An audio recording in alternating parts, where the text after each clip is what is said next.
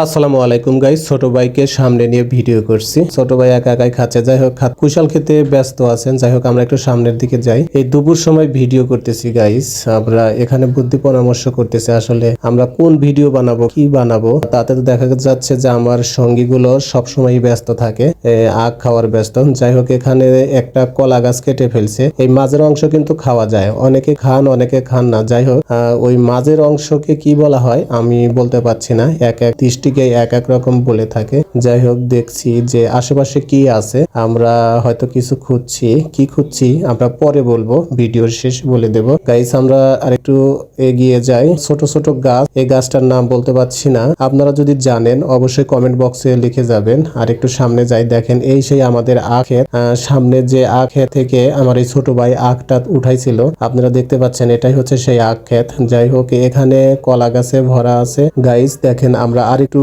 ভিতরে যাচ্ছি, মনে হয় এটা আপনারা মনে করবেন যে কোন একটা ডিসকভারি চ্যানেল থেকে আমরা দেখাচ্ছি, এরকম মনে করবেন। যাই হোক কোনো ডিসকভারি চ্যানেল না। আমি ছোট ভাইকে বলছি যে ওদিকে যেও না, ওদিকে বল্লা থেকে থাকে, হয়তো বল্লা ছুটেছে। ছোট ভাই চোখ মুখ ঢেকে ফেলেছে। আমি বলছি ছোট ভাই তুমি এদিকে আসো, তোমার ওদিকে যেতে হবে না, দৌড়াইও না, বল্লা কামড়াবে, তোমার দৌড়ানো যাবে না, ধীরে ধীরে চলো। বল্লা হয়তো কামড়ি দিয়ে ফেলেছে।